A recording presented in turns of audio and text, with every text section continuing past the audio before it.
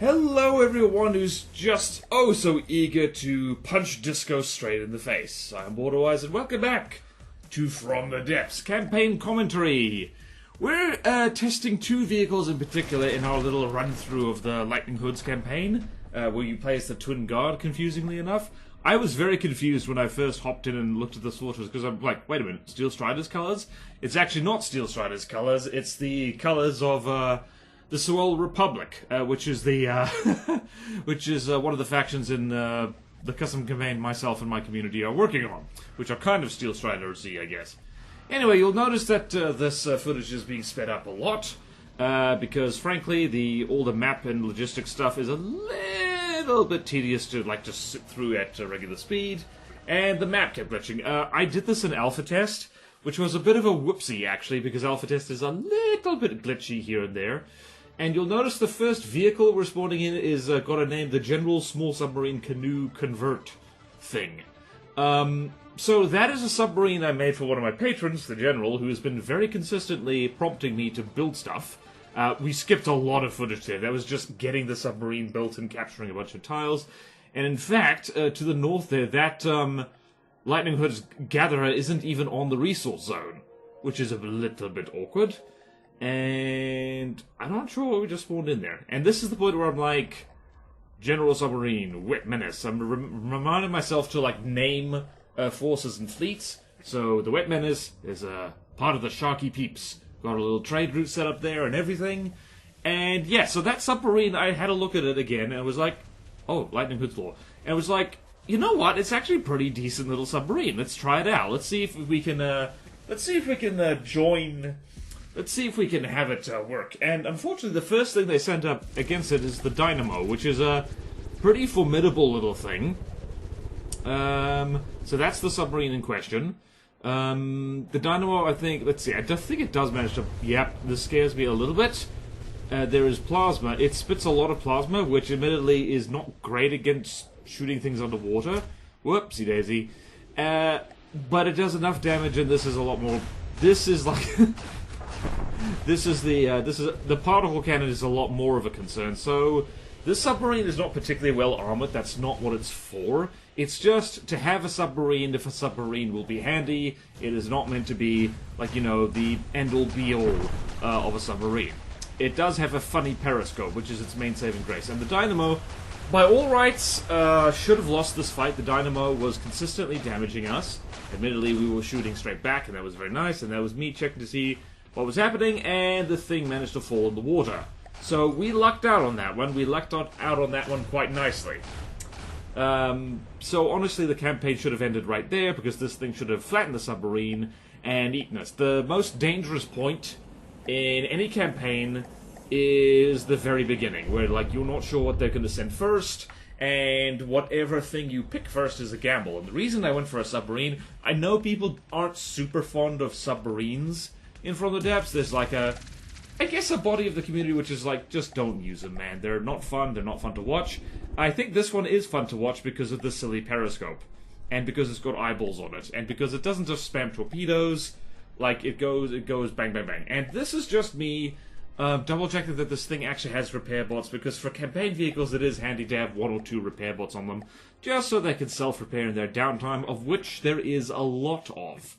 Now things are speeding up a little bit again, and immediately the Wet Menace is going to do some more stuff. So one of the things I'm really fond of with submarines these days is to have Supercav APS on them, or particle cannons. I haven't really done that yet. And just, have a periscope so they can see above water, because that's really how you shoot down aircraft and stuff. Honestly, I'm kind of tempted to make a submarine in which the periscope is also the laser turret. And I think that could be really cool, because then you just have the submarine set underwater, it's and the laser is above the water, and it just goes pew pew pew, and it's not really something that was, actually it was perfectly feasible before pistons were a thing, but, it's just fine. And that was pretty easy, and the shells that the submarine is firing, by the way, I think it's, I never bloody remember, I think it's a mixture of, sabot shells and AP heat frag, which does a wonderful job. It especially rips Lightning Hood's things to pieces. And this is me just looking at the periscope because, frankly, this is the best thing about this whole submarine. That's me consistently failing to lock onto it. So there we go, and there is the funny eyeballs. Do not worry, it can see you. Decorations are great fun. Very proud of myself for that one. Alright, so the first cargo thingy has been shot down. This is kind of a problem with I guess the Neater, but also the smaller, especially the smaller not custom campaigns. I wanted to say custom campaign, I resisted and then I failed. Yeah, this thing is a belt loader, by the way. It does not always fire. Sometimes it reloads. But the problem is that they start out with only like one resource vehicle, and the AI is kind of too stupid to make more. And yeah, there was a lot of footage. Whoops, there's surprise desktop. I don't remember what I was doing there. Oh, right, I was literally just going and checking through YouTube comments because I decided, yep, this thing is definitely going to be part of the Metal Fleet because it is a blast to use, it's funny, it's effective, and that could be our one submarine. We don't need any more than that. It's just like, if you need a sub, here is a sub. Have a Subway sandwich. So yeah, I was just going back through comments like, thank you again to all the people way long ago who, like, I asked for people to say, like, hey, like, could I have names of metal bands, please? Because that's the naming theme for the Metal Fleet. It's just, you know, bands what play metal. And right here, this is where I'm like, yes, we have the name. We have the Carnival. Carnival Submarine. I've never listened to Carnival's music. I hope it's good. I hope they're not a problematic band. Let me know if they are. I don't want to rename the submarine because Carnival is such a good name, but I am open to, like, also, this has now been renamed the Wet Menace. I've already forgotten what the hell I named it to begin with. I think just Sharky Peak. Or the Force Name or whatever. So, yeah, this, just shooting down the, what is it? The Fulgurite, I think those things are. And honestly, I think, like, there's a lot of TLC that needs to be done all over the place for, I guess, all Neater factions. Because the Fulgurite's missiles have very... Is it called the Fulgurite? I played through this campaign and I do not remember off the top of my head.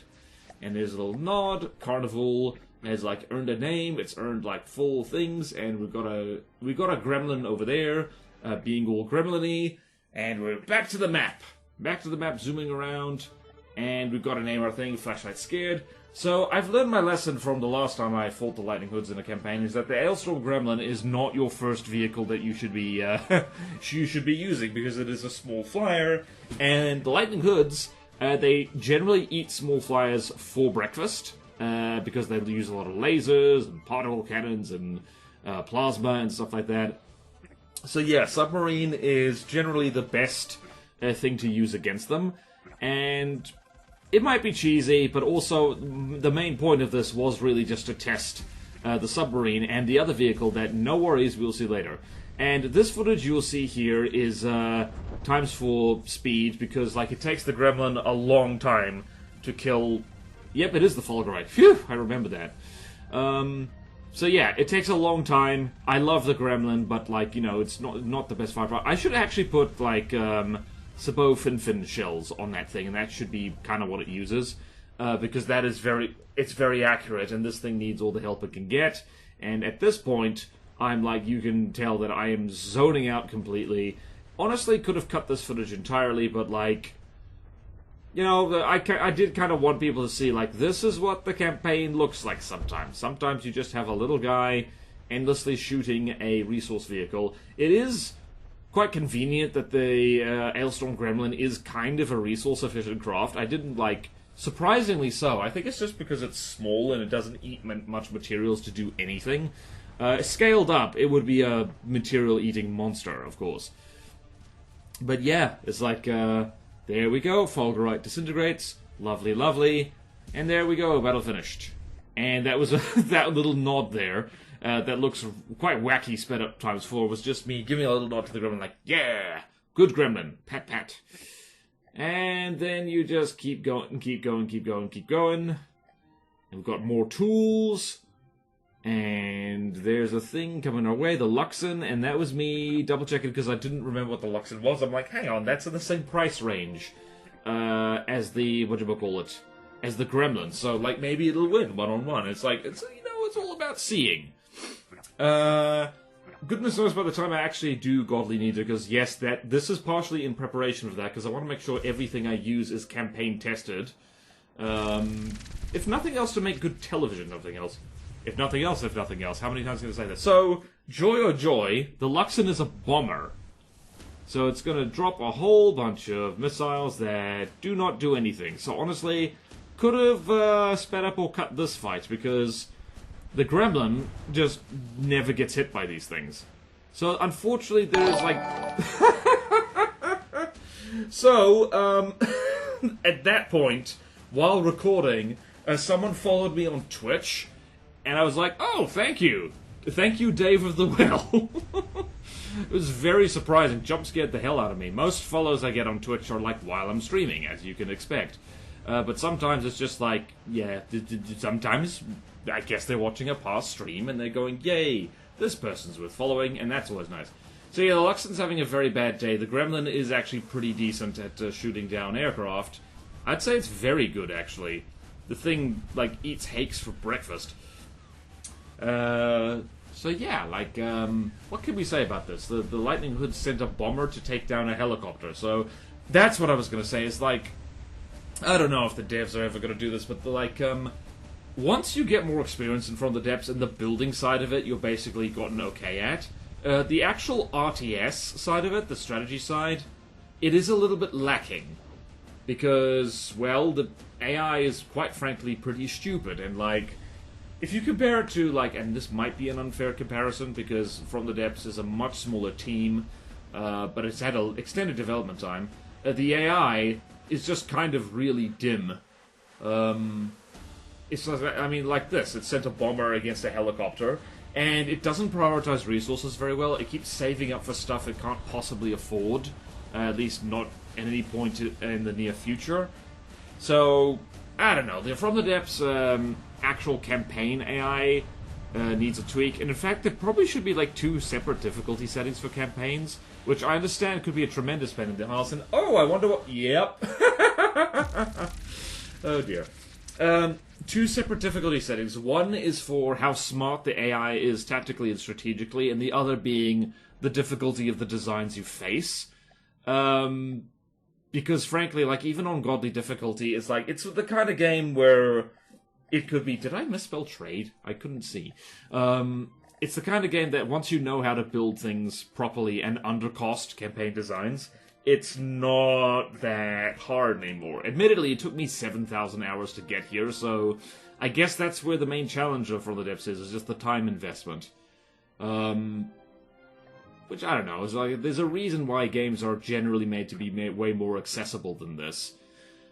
But now, there's like, again, there's a lot of this, whole campaign only took me about 2 hours in 2 different recording sessions. So I recorded for an hour, and then roughly another hour, and then it was just, then yeah, like, you could see the Carnival is already on the doorstep of the Lightning Hood's HQ. So I could have started attacking that thing right then. I possibly could have ended the campaign right there with the Carnival. Because I'm not sure that the... What's it called? Oh, at this point I was just being silly, and I sent my supply fleet around and to do a tour of the map, basically. What were we fighting here? So this was a long fight. So the Carnival is probably a lot better than most submarines at shooting down aircraft, because it's got an APS with a periscope on it. It still takes a hot second, because, like, evasive aircraft are evasive. These Lightning Hood stuff, like, if it's not going over 100 meters per second, then it's probably feeling ill. It's got the flu. So yeah, honestly, like, I just was having a good time hanging out, seeing how beautiful Lightning Hood's designs are, because they're aesthetic. I mean, all the factions in Nida look really good. Like, all the community volunteers and the Cottles, they've done exceptional work aesthetically. Functionality-wise, they get a bit of a pass because the damn game keeps getting updated every so often, and it's hard to keep up. But yeah, it's just like, aesthetically, the Lightning Hoods are just like so wonderfully green and evil. Grieval, if you will. which sounds like a weevil that's grieving, but different. At this point, I was trying to be clever and saying, like, alright, so only shoot at this thing when it's flying towards you. And this fight took a while, so this is me reminding myself what the hell these shells actually are. And I probably should swap the position of the fin and the sabot warhead in that shell, because I think fins do better when they're closer to the front of the warhead, I guess. So yeah, the Thunderbolt took a long time to shoot down. Like the Carnival was doing pretty consistent damage. It's just that when the thing was like a zillion miles away and turning. And yes, there is the shape charge and heat round. So just generally pretty useful APS shells in here. Rips through metal like it's no problem whatsoever. Does terrible things to little compact designs. Well, like the hood stuff. And also, thank you to the General for prompting me to build this damn submarine, because, as it turns out, I did an okay job. I don't think this thing would survive, like, a properly big torpedo volley. It has some torpedo interceptors on it and moves decently fast for a submarine, but I think in order to, like, use it to its full potential, you'd probably need a few of them in order to take on something like a Blackcurrant, for instance, which has torpedoes and stuff. And I just got reminded of the time that Lathrix like blew up a Blackcurrant using a cram vehicle, and like, it just, I don't know why that popped into my head specifically, but it did. Anyway, so now we have a nice speedy up fight where the Carnival isn't even moving. It is literally just sitting there with like maximum stability for max accuracy. It's just gonna sit there and go there, and we've got a screenshot. And this Fulgurator, what the hell is it called again? Fulgurite, that's the one. Is just being shot to pieces, and like the missiles it has doesn't even have the lifespan to hit the Carnival at this range. So that's like kind of awkward, I guess. Lovely block confetti, though. I do apologize for the camera twerking around so much like that. Yeah, like that wasn't my best move. I should have been more steady. I should have thought ahead a little bit more, thinking like, alright, this bit's definitely going to get sped up. But yeah, Carnival, and then just adjusting where the Carnival should be. Lovely little bit of a reverse gear there. And Fulgurite's just getting shot to pieces. And yeah, like, I do think the Fulgurite's pretty cool though. And there we go. It's even cooler when it's despawning. So this is the thing, is that especially these, I guess, mini campaigns, not that challenging if you are aggressive and you, like, cripple their economy early on. If you let them sit and, like, build stuff up, I think a self-imposed challenge here should be, like, I only attack them, like, when, like, you know, after they've attacked me the first time, and that could potentially make it more challenging and interesting. And yeah, so it's like essentially a pacifist run until self-defense. And the fuse is interesting because it was consistently landing plasma shots, or at least a little bit, and they weren't doing anything because, well, it's shooting through water. So yeah, this thing looks damn cool though. I love the green, like, trails for, like, you know, for the custom jets. I think it just looks so cool. And I think the Carnival is undercosting this thing by a significant margin. So that's neat. That's neat and cool and neat and cool and nice. Damn, like that twin cockpit thing. There are planes like that in real life, I think, that have like two cockpits, like, side by side like that. I do not remember what they are. And there's like... Yeah, I have a note not to Google things when doing post-commentary like this, but someone let me know if there's like planes with like twin cockpits like that, because I would be interested to know. And there's Pew, Kabui, and some damage done, but not a hell of a lot. Shooting through water, not the strongest thing. And I wonder what the fuse is actually supposed to be. Is it supposed to be more of a bomber or a fighter or both? Unfortunately, unfortunately, the downside of, like, the Carnival is, like, against planes like this, unfortunately, it does miss a lot. I'm saying, unfortunately, a hell of a lot. I have had a lot of coffee, and not enough food, and I slept badly, and there we go, that's my brain. And there's a screenshot, probably. It'll be interesting to see which one of the many screenshots I took will actually end up in the thumbnail.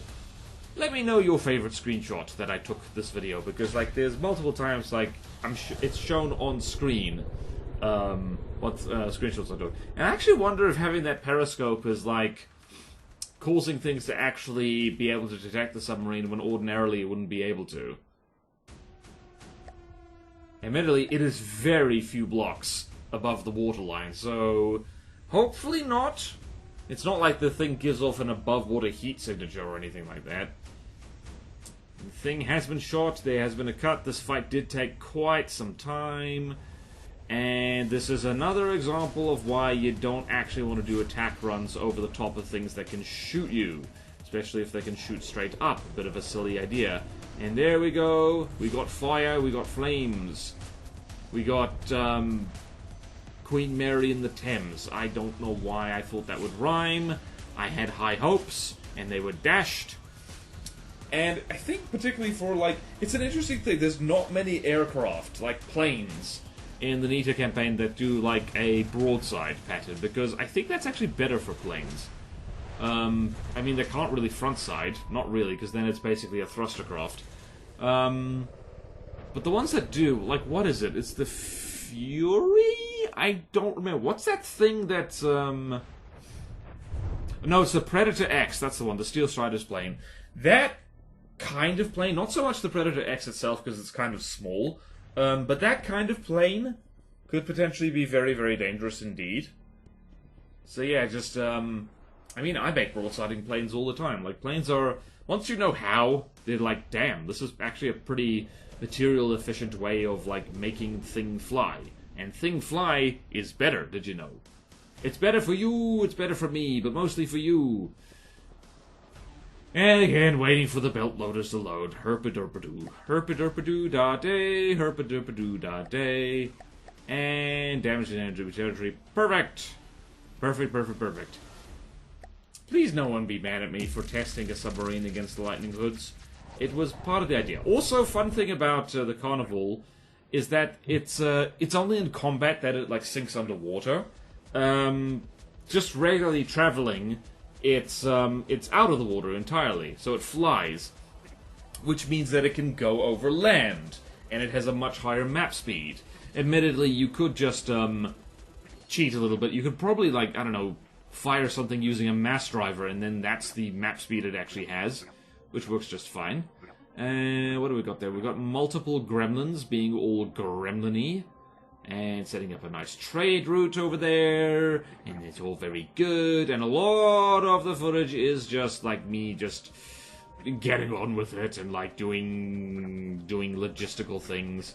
And I scouted the rest of the map just because I was like, you know what, all this fog of war is making me sad. And that's the second vehicle that I wanted to test in this campaign. Is as of the recording time, it was an unnamed battleship, a hydrofoil battleship, as I like to do. Because I was like, come on, you got to have a battleship for your fleet. Like, even it's not the most optimal thing. But, like, I've tried making, like, front-siding ships and stuff like that. It's just, like, you know, I am a broadsider at heart. I hit the broadside. And what is this? The Axia. This is a fun design, actually. Particle cannon design as well, because I think at this point I was waking up to the fact that I had a submarine that was wreaking havoc. But, of course, it went for the Gremlin first. Poor Gremlin. Which actually lasted longer than I thought it would. And that is a very interesting turret design. This is a very, very sci-fi design here. So, took one shot, it looked fine. Consistently missing, amazingly. So yeah, it just went straight for the Gremlin and just chased it. It went kafoom. And actually missed. It is impressive how the Gremlin can just kind of, like, dodge hit-can weapons, mostly by accident. And the fact that this thing was rotating so much was, like, kind of being a little bit irritating for my whole sandblasty thing. Which is an idea for, like, rotating armor might actually be kind of a good idea for, like, sandblasting enemies.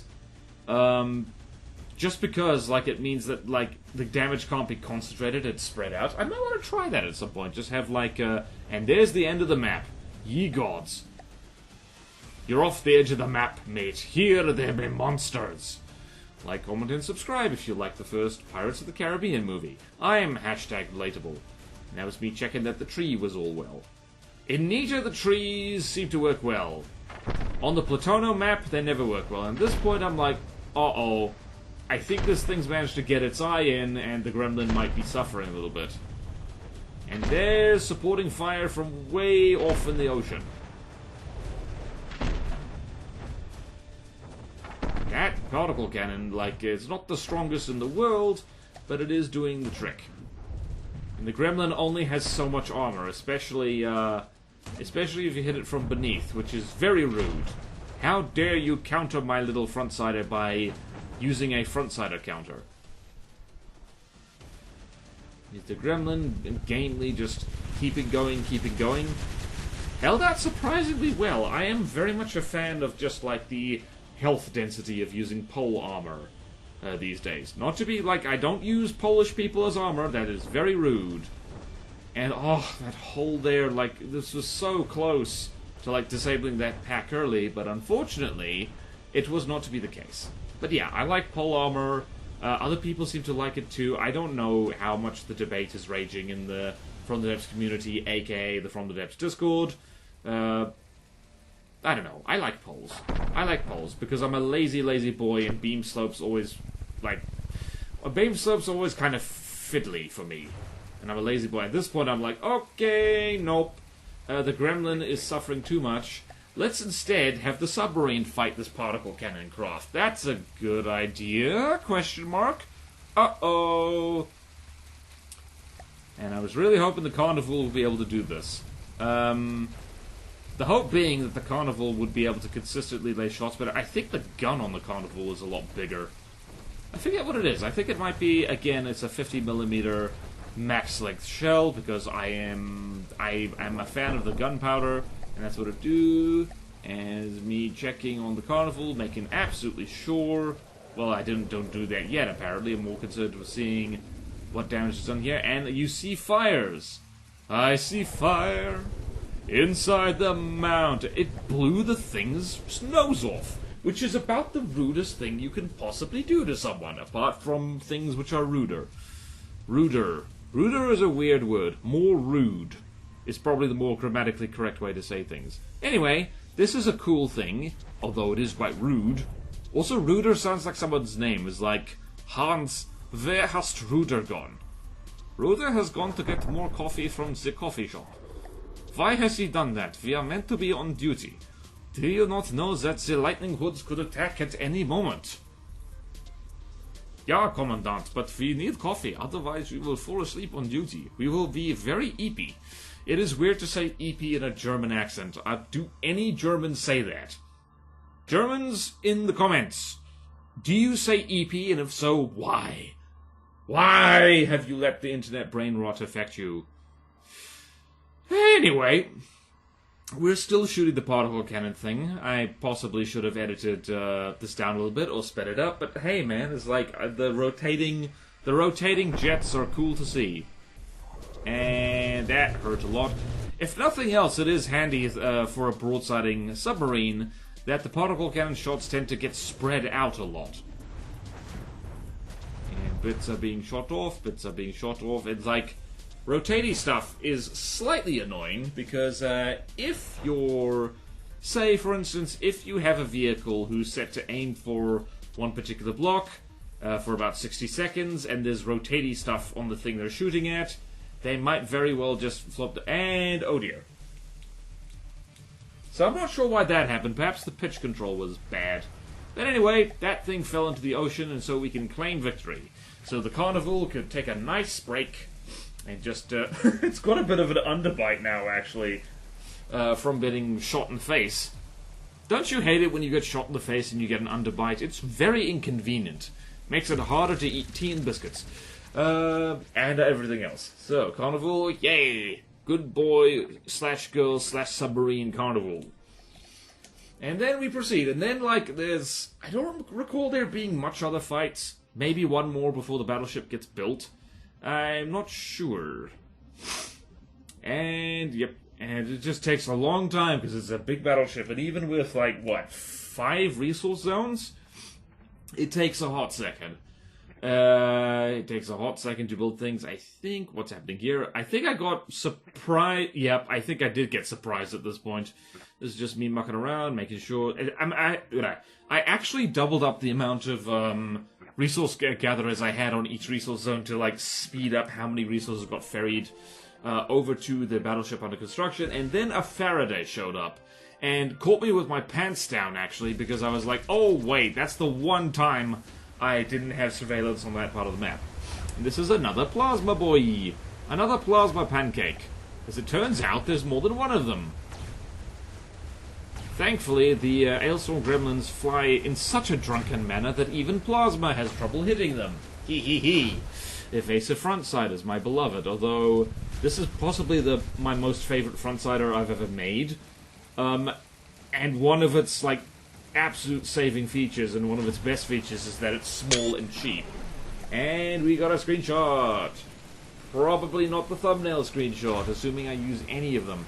And this spot I'm like, oh, please crash on land. That's going to be so funny. It's going to be so funny because you're not my vehicle, therefore it is hilarious. To whoever made this thing, though, I do apologize. This is what happens if you try and be too... Ooh, look at that shadow. This is what happens when you try and be too evasive over land. You get to go, yep, you are strafing, and bonk!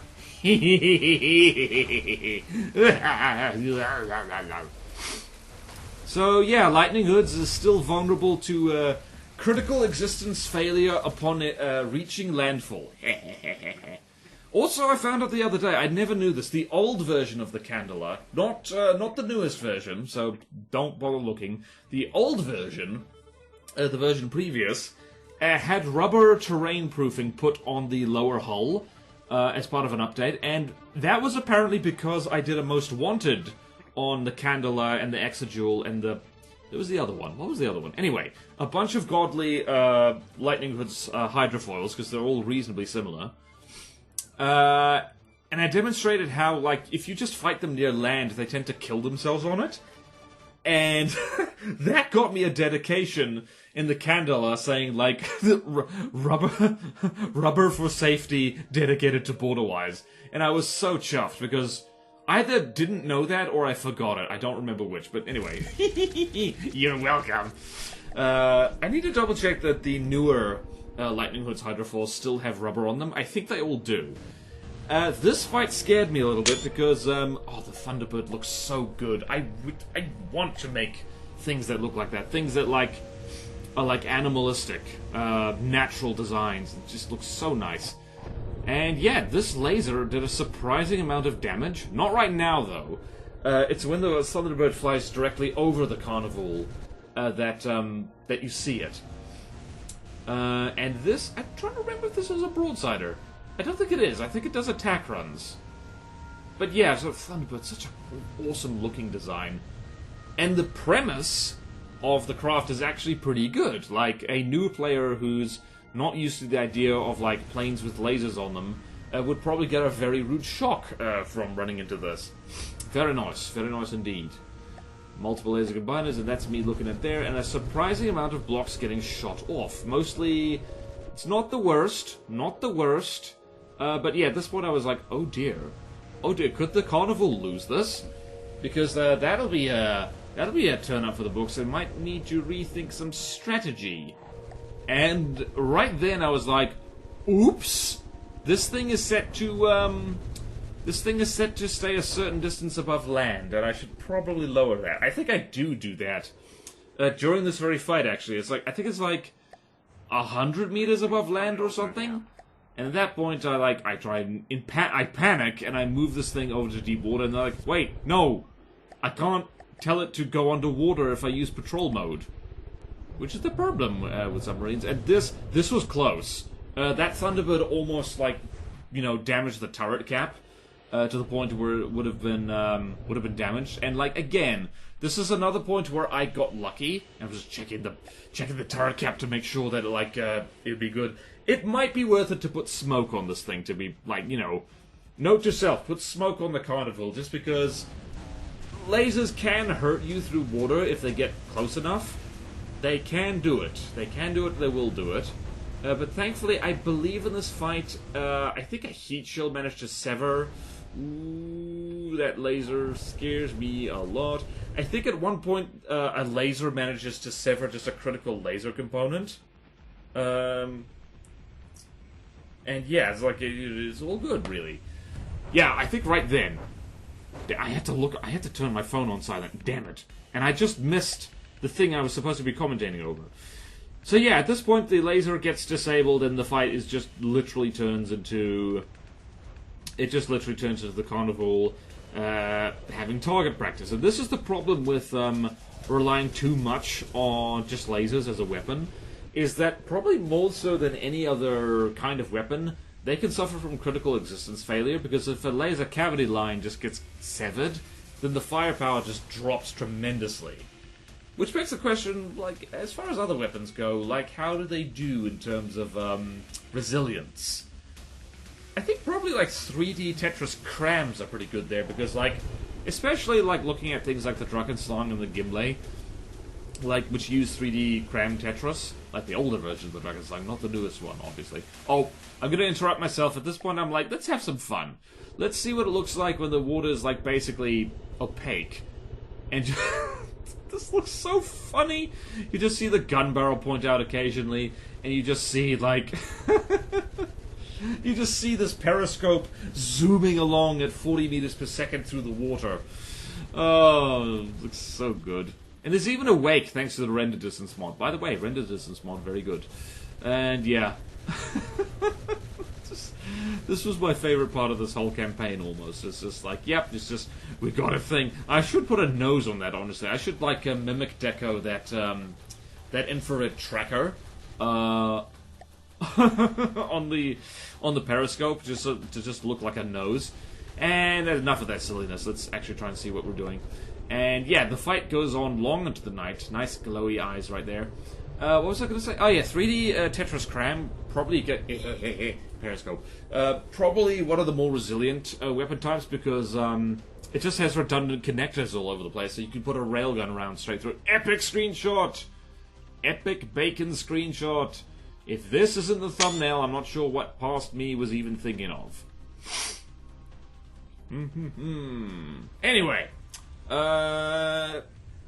So yeah, and then there's another little cut there. So I think I left that in precise just because I think the Thunderlord looks so cool against the sunset like that. It looked really dope. I believe I actually, at one point I checked to see if the Thunderbird still had missiles on it, and it didn't. They all got shot off. And so I just told the Carnival, like, right, you don't need to drive around. Save your materials, just have a sit. And then the Thunderbird disintegrates. Honestly, I should retrofit the Dragon Force to look more like the Thunderbird, because I think it'll be cool. And then it's like, hehe, well done, Carnival, well done, sir. Carry on, my wayward son. And then even more tools, building up more tools in order to build the battleship faster. Because the battleship is a big, hungry thing. But like, the battleship is kind of like, it's a very BorderWise coded craft. It's a big canoe. And it's got a lot of APS on it, because frankly, that's what I keep finding. In its development, it was supposed to be like an endgame plasma craft, but I'm really bad at using plasma. Like, building plasma is easy, but having, the power generation for plasma is still something I struggle with, because that basically means steam engines, and I'm not very good with steam. I just can't wrap my head around it. I don't have the vibe of it down. And then there's another battle with the fuse, which the Carnival has done before. I don't remember if I speed through this or not. But it's basically the same thing. It manages to land some plasma shots, and that's basically it.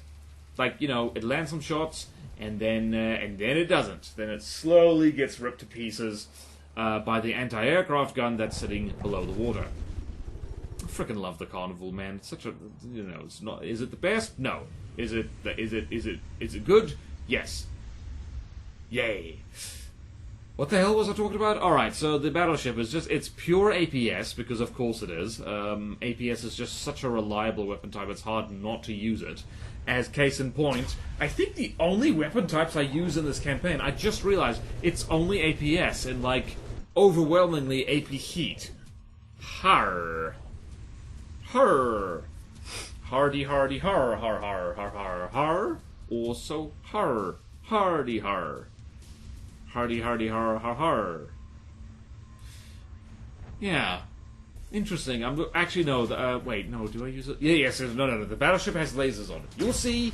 You'll see. You'll get a good look at it. You will get a good look at it. No worries. And here is the Carnival managing to not just jump out of the water like a silly person, because that would be silly. That would be very silly, wouldn't it? That would be deliciously silly, Billy. Whee! Fuse looks so cool. Fuse looks so cool. Takes forever to shoot it down. But it looks so cool. I love those. That thrust vectoring just looks so cool as well. It's like, so nice. So nice. Did you know this game is a good one? IGN, 10 out of 10. Can't recommend to your friends and family if you want to see them a lot less so that they play this, because they're playing this instead. And that's the transition. Congratulations on your transition. But, yeah, the fuse eventually just, same thing as before. You'll notice that this is sped up ×2, because it's the same fight as before. The fuse kind of scratched the paint of the Carnival a little bit, flew around a lot, and then the Carnival just eventually, like, disabled the weapons on it, and, you know, just shot it to pieces. Eventually it just disintegrated. So it's like, there you go. Actually, I'm trying to think of, like, dedicated submarine hunters the Lightning Hoods have, because I'm sure they have them. There's ASW craft that they have for sure. And that was me remembering. That was me remembering that we need nicknames for our craft. That's important. And I think this guy also gets the damage in enemy territory thing. Does it? It's been a hot. There we go. Low health, actually. So yeah, Carnival holding the line quite nicely, and in fact move it onto the trade route I have over there, so it does get resupplied. And at this point, I'm just having, my craft running around capturing things, because there's literally nothing else to do. It's like, this is the problem with playing smart and crippling the enemy economy so early, is that they can't really do anything. They can only spawn, a few things at a time. I almost wish they could spawn stuff at resource zones, so it's like they can occasionally fart out a tiny thing to, slow you down and keep you distracted and stuff like that. But anyway, onto the original thought. I'm pretty sure the Lightning Hoods do have anti-submarine vehicles, and I just don't remember. And here we go.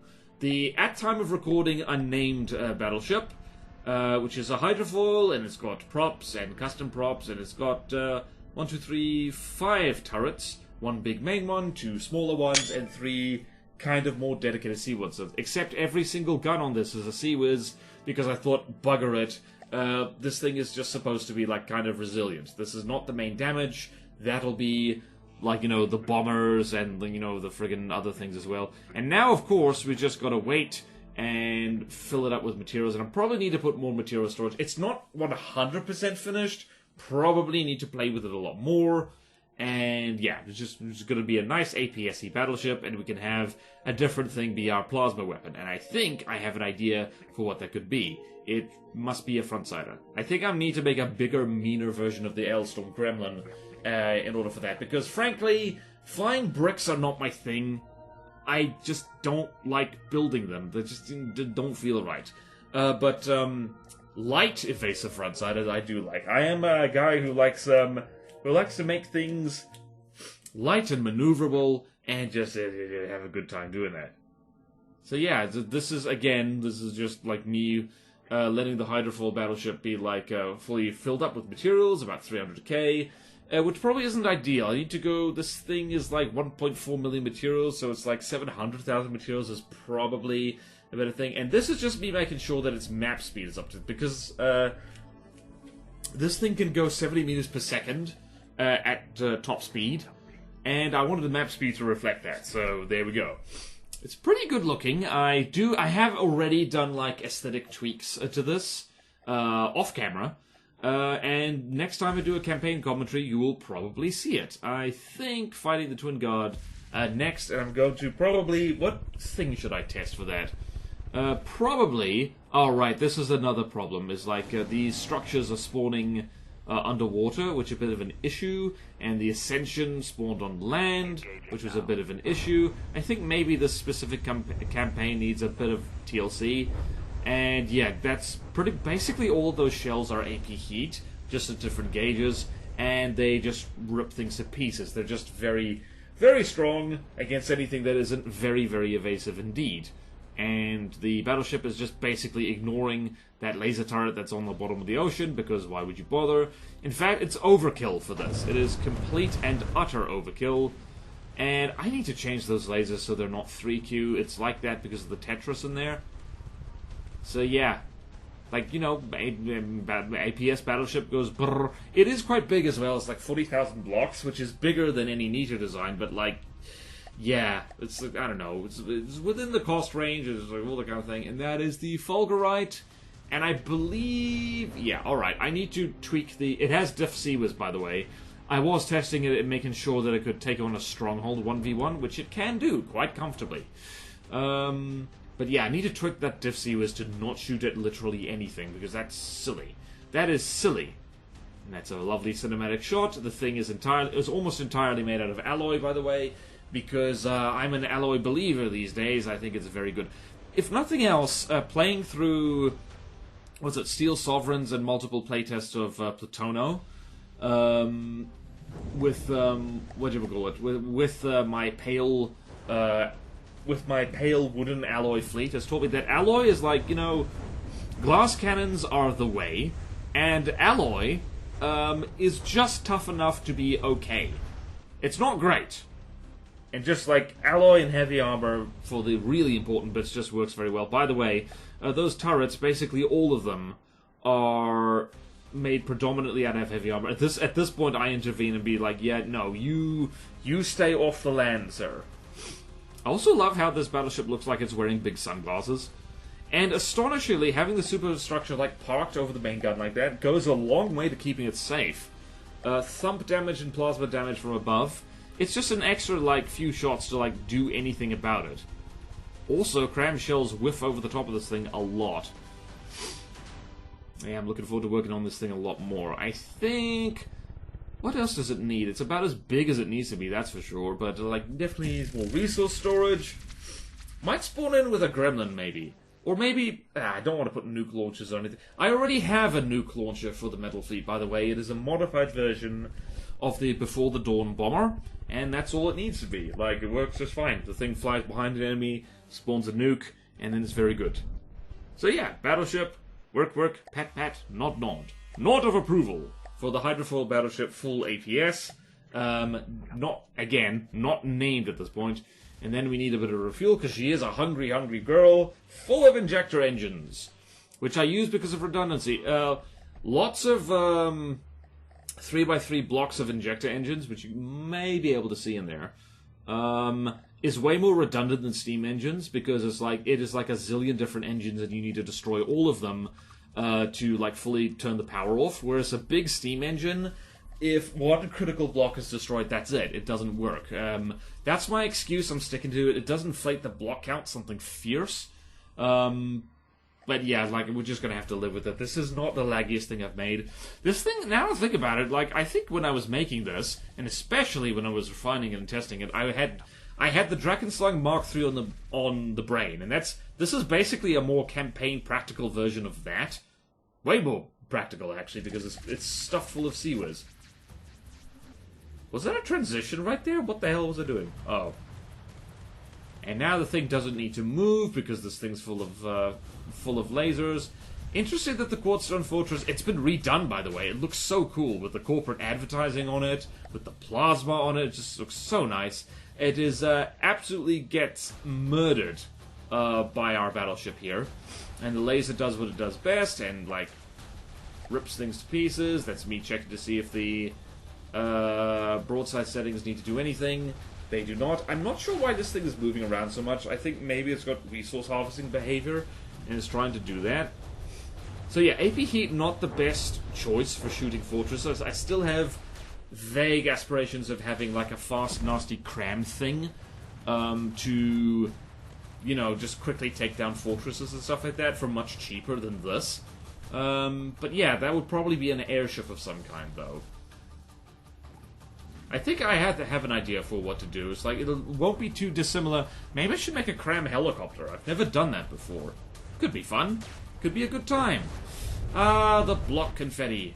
Nothing quite like, sending a whole ass battleship just to make good stuff happen. Oh right, do I remember correctly? Does this happen what I think it does? I think it does. Yes! Oh yes! Oh, it's so fun when that happens in this game. It's just no intervention needed. It just absolutely severs a huge chunk of an enemy craft off. It's just it's the same kind of feeling of like when fighting Jubilism's Gimli. And making the superstructure fall off, it feels so good. Trying to think of another example. It's just like, what's a campaign example? What's a particularly long and skinny thing? Oh, I guess shooting the wing off a plane. By the way, that's the point where I notice, wait a minute, there's a nuclear thing here, which is presumably meant to represent a reactor or something.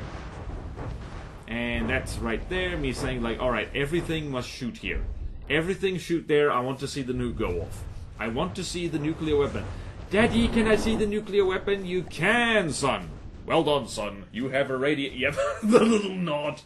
I like that past me is now, like, you know, doing the little things with the camera just to show that he's having a good time. Good on you, past me. Thank you, present me. How are you feeling, future me? I'm feeling good. Keep up the good work, me's. I can't work out what that advertisement is meant to be. But yeah. Quartzstone Fortress, ripped to pieces. I probably need to stress test this battleship a little bit more, because I think in this campaign it really didn't... it wasn't fighting anything close to in its weight class, and it can do well, actually. I might just stick a little flamethrower heli on the back there and like get rid of the like cable or whatnot. Because I think that'll be fun. I think that'll be fun and good, and there goes the Quartzstone Fortress. Beautiful, beautiful, beautiful. Me likey, me likey, me likey. So yeah, that's the Lightning Hood campaign. Nice and quick, nice and easy. 2 hours of footage condensed down to this nice, concise commentary right here, hopefully. The Lightning Hoods are fun to fight because they're like unequivocally bad guys, and like, yeah. And of course the plot-wise is that you're playing as the Twin Guard right there. You three, you've exceeded your program and shown great aptitude as a unique individual. Weirdly enough, the Twin Guard is like, as far as like robot swarms are, they are like pretty decent, and it's like, it's almost a shame to fight them, because they just want to exist, man. But yeah, at this point I'm like, yeah, the successful design, me like it. So just gonna go here, just gonna be calling it the Behemoth, because again, I checked the comments for what would be good metal-themed names, and Behemoth was one of them. Is it Behemoth or Behemoth? Let me know in the comments how you pronounce that word. Anyway, that does it for this little campaign-y testy thing. I believe there's Twin Guard, and there's only Twin Guard and Great Talons left, so I should hurry my curry and do those, so I can, so we can finally get onto, like, Godly Nita, for the crying out loud. I've been putting that off so long, mostly because I really want it to be good television. Like, my designs are fine for the most part, but man, oh man, do I want it to be good. I want it to work. I want people to watch it and enjoy it. And on that merry note, thank you all so much for watching. Please like, comment, and subscribe if you want to see more videos like this. Support me on Patreon. Or use your membership if you like. It really helps, and there's fun perks in it for you. Like access to a Patreon exclusive Discord, getting your craft reviewed, getting craft built for you, or art drawn for you, as that matters. Speaking of, I do art streams, I do From the Depths streams, I do other gaming streams over on my Twitch channel. Go give that a follow. And, you know, the follow alert popped up in this video, that means you are obligated. Anyway, happy disco punching, and I will see you next time in From the Depths. Farewell.